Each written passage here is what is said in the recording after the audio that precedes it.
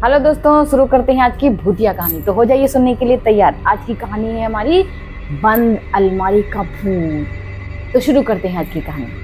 आज की कहानी है रजत और सुगंधा की और उनकी प्यारी सी बेटी रिनी की। तो रजत हमारा जो होता है कहानी का, ये होता है एक फॉरेस्ट ऑफिसर। तो इसका होता है ट्रांसफर टुंडरपुर के जंगलों में। ये जाता है वहाँ पे, एक पुराना इसको मिलता है डाक बंगला रहने के लिए। पहले लोग डाक बंगले में रहते थे ना, फॉरेस्ट ऑफिसर लोग, तो उसी तरीके से तो ये भी जाता है। ये जाता है अपनी गाड़ी से सामान लेकर के पत्नी समेत, और वहाँ पे गेट के पास जैसे ही पहुँचता है तो उसकी पत्नी जो सुगंधा होती कहने लगती, अरे रजत देखो, तुम्हें नहीं दिख रहा कि कितना बहुत पुराना सा ये पड़ा हुआ है बंगला, काफी सालों से जैसे लग रहा कोई रहता ही ना हो। तो नहीं, अभी पिछले ही दिनों कुछ लोग रह रहे थे, वो गए हैं, तुम बेकार में परेशान हो रही। तब तक उसकी बेटी कहती, पापा देखो तो उधर से कैसा लग रहा है, बिल्कुल गंदा सा पड़ा, इधर भी गंदा पड़ा। तो नहीं बेटा, ऐसा कुछ भी नहीं है, देखो बहुत अच्छा दिख रहा है, इधर हम लोग साफ सफाई करवा देंगे तो ये और अच्छा हो जाएगा। तो उसकी पत्नी कहती है, रजत देखो मुझे कुछ ठीक नहीं लग रहा, ये बहुत गंदी सी हवाएं देखो चल रही, तो भी सरसराहट बोल रही है, अरे तुम बेकार में परेशान हो रही है, पत्ते वत्ते हैं खड़खड़ा रहे हैं, इसको सब हम सुबह सफाई वाले से बोल देंगे, साफ कर देगा। तब तक वहाँ का चौकीदार आता है, अरे साहब आप आ गए। तो बोले हाँ, तो चलिए साहब मैं आपका सामान पहुँचा देता हूँ। तो रजत जो है पत्नी के साथ फिर सामान उतारता है, पीछे की डिग्गी गाड़ी की खोल करके धीरे धीरे करके अपना जो भी सामान होता वो वहाँ पे रखाता है। फिर उसकी पत्नी फिर देख करके घर फिर गुस्सा होती है कि देखो यहाँ भी गंदा पड़ा के, नहीं मैंने कुछ चीज़ें साफ़ करवा दी हैं, ये भी 2 कमरे देखो इधर के साफ़ हैं, इधर की बालकनी भी मैंने साफ़ करवाई है, और वो मैंने पहले ही नौकर से बोल दिया था कि इसको सब साफ़ सफाई करो। देखो ये जो बाहर के दिनू काका जो अभी आए थे, चौकीदार काका थे, उन्होंने कहा भी था कि देखो हम भैया साफ़ करवा देंगे, तो वो भी बहुत अच्छे से साफ़ करवाएं, तो बेकार टेंशन ले रही, परेशान मत हो। तो पत्नी उसकी चुप हो जाती है। फिर धीरे धीरे करके और भी शाम होने लगती है, क्योंकि वो देर में पहुँचे ही थे वहाँ पे घर पे अपने रहने के लिए।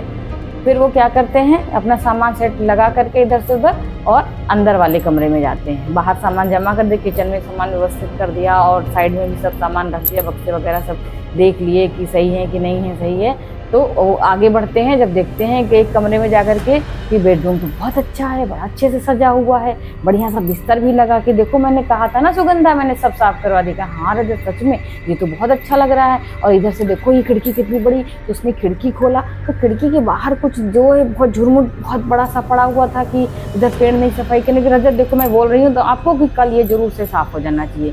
कहने लगे ठीक है साफ करवा दूंगा, पर आज तो सो जाने दो कम से कम। कितनी अभी एक कमरा बाकी रह गया, इधर पास वाला कमरा है ड्राइंग रूम, उसको बनाएंगे, चलो उसको भी देख लेते हैं चल करके।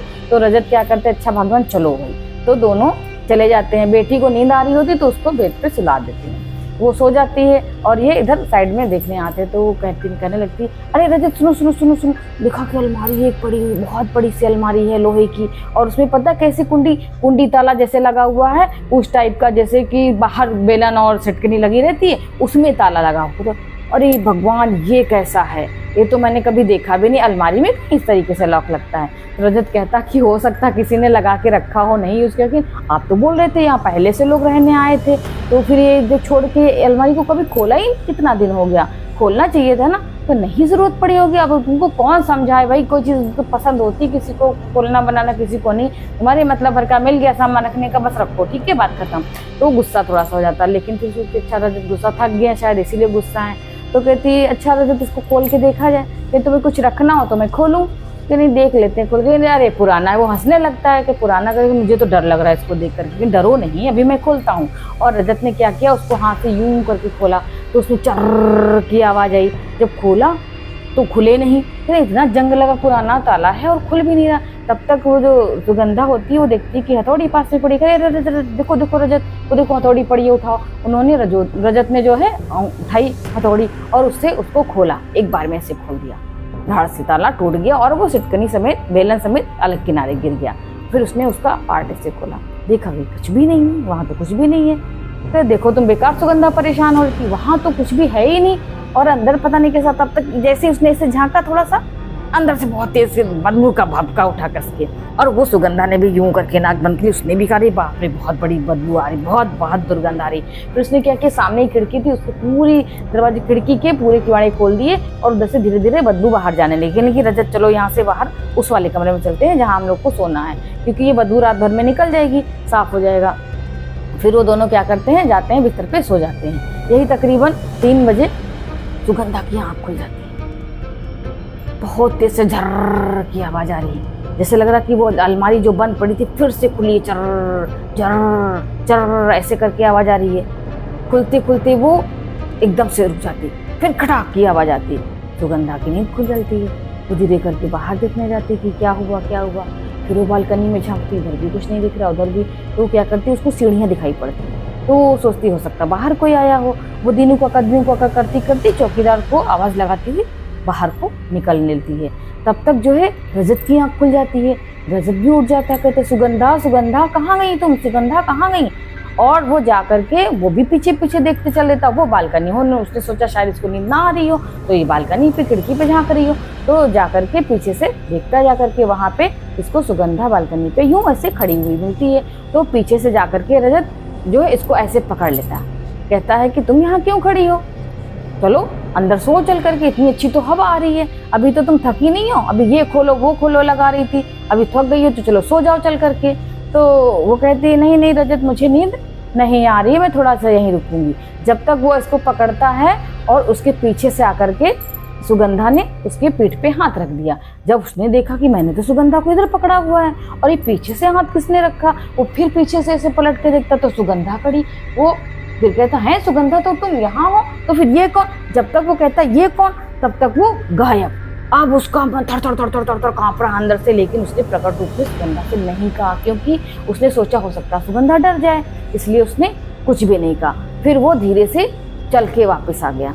उसने पूछा अगर तुम सुगंधा थी यहाँ पे तो यहाँ पे कौन था। उसके मन जब नहीं माना तो उसने फिर उससे कहा कि यहाँ कौन। देखो रजत, मैं कह रही थी मुझे यहाँ कुछ गड़बड़ लग रहा है, कुछ तो है यहाँ पे। अभी मैंने इतनी चर्र की आवाज बहुत जोर की सुनी, मुझे डर लगा तो मैं उठ के नीचे देखने गई। आप बता रहे हो कि यहाँ पे दूसरी सुगंधा थी, मुझे तो भैया कुछ ठीक नहीं लग रहा, भाग चलो यहाँ से।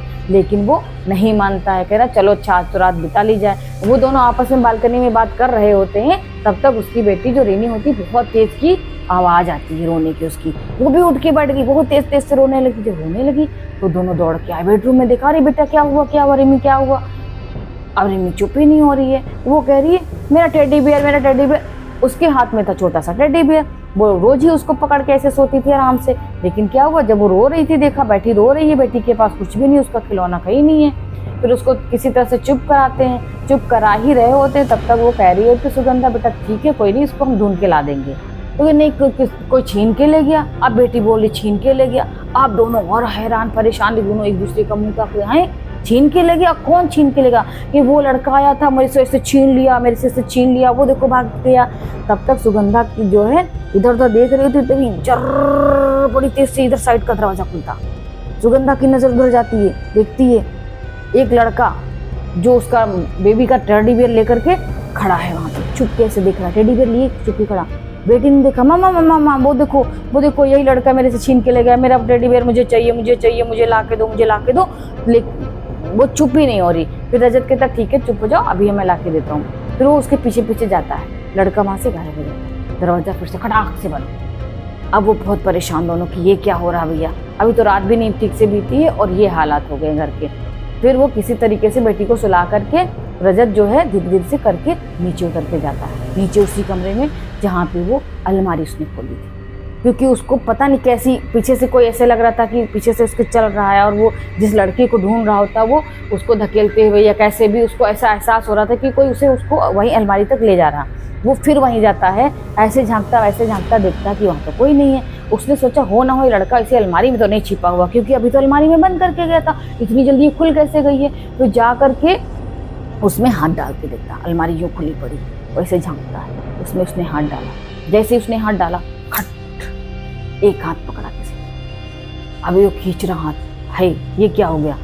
फिर दूसरे ने यूं खटाक से हाथ पकड़ा, दो हाथ, दो जोड़ी हाथ पकड़े हुए बहुत जोरों से उसको खींच रहे हैं, और उसके पसीना पसीना एकदम हुआ, जरा डर के मारे वो थर थर कांप रहा कि अंदर क्या हो रहा है। फिर वो एकदम से झटके से गिरता है, और गिर करके उसके चोट लगती माथे पे, और वो खून निकलने लगता, वो वहीं पे बेहोश हो जाता।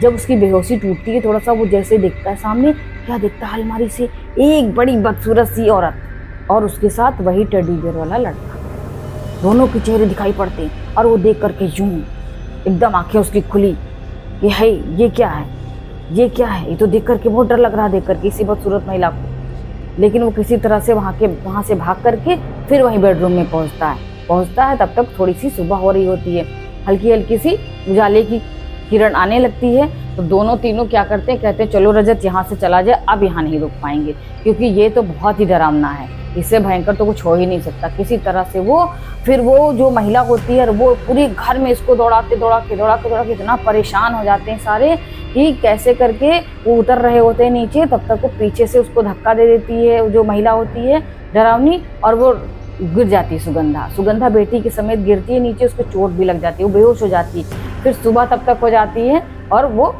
उजाले में आ जाते हैं। जब उजाले में आ जाते हैं तब तक बाहर से दीनू काका भी आ जाते हैं। फिर उनको किसी तरह से लेकर के हॉस्पिटल जाते हैं, वहाँ से उनको ठीक करवा के फिर वो क्या करते हैं, वो घर चेंज कर लेते हैं। वहाँ से वो डर के मारे चले जाते हैं, कहते हैं हम नहीं आएंगे। उन्होंने जब दूसरी जगह शिफ्ट कर लिया तो एक दिन सुगंधा बैठी पूछ रही कि रजत ये बताओ आखिर वो था क्या, मुझे तो बहुत डर लग रहा था वहाँ पे, कैसे बच के आए, तो आप जानते ही हो। तो रजत ने कहा मैंने कई लोगों से पूछताछ की, दोनों काका ने भी बाद में मुझे बताया कि वहाँ पे वो जो घर था वो बहुत दिनों तक बंद पड़ा था। बंद यूँ था कि वहाँ पे एक महिला और एक उसका बेटा दोनों रहते थे। महिला इतनी बदसूरत थी, उससे कोई भी बात नहीं करता था। जब बात नहीं करता था, एक दिन अचानक से सीढ़ियों से उसका बेटा गिर गया और वो वहीं पे मर गया। तो पुलिस आई, पुलिस ने बेटे को पोस्टमार्टम के लिए कहा कि ले जाएंगे, और महिला वो मानी नहीं। जब महिला मानी नहीं तब पुलिस ने बहुत कुछ कहा। तो जब पुलिस वहाँ से चली गई तो उसने क्या किया, अपने बेटे को ले लिया और उसी अलमारी में जा कर के छुप गई जब, और पुलिस जब दोबारा से आई ढूंढने के लिए, उसने बहुत ढूंढा कि उस लड़की का पोस्टमार्टम करना है, उसको लेके भी जाना है। पूरी उसमें तहकीकात कर डाली, पूरा घर खंगाल डाला, और अलमारी केवल नहीं देखी, अलमारी क्योंकि बंद थी अंदर से तो कोई जानने का सवाल ही नहीं उठता। ये कमरा वो कमरा सब कुछ ढूंढ डाला, लेकिन वो दोनों जाने कहाँ गायब हो गए, नहीं मिले। वो अलमारी वैसी की वैसी बंद पड़ी थी। लोगों का मानना है कि वो महिला और वो बच्चे की उसी में, क्योंकि बहुत दिनों तक फिर वो घर बंद ही रहा, तो वो महिला भी उसी में बिना खाए पिए वो भी मर गई, बच्चा तो पहले ही मर चुका था। तो दोनों की लाशें उसी में सड़ गई। इसीलिए जब हम लोगों ने उसको खोला था तो बहुत बदबू आई थी, बहुत जोर की, और उन दोनों की आत्मा उसी पूरे घर में, उसी डाक बंगले में घूमती रहती है, किसी को भी रहने नहीं देती है ढंग से। इसीलिए हम लोगों को उसने परेशान किया था। अच्छा हुआ हम लोग वहाँ से चले आए, नहीं तो बेमौत मारे जाते। किसी तरह से हमने अपनी बेटी की समझ लो जान बचा ली। तो जान बची, भाग के आए, वापिस आए, सुरक्षित आए। तो आज की कहानी बस यहीं।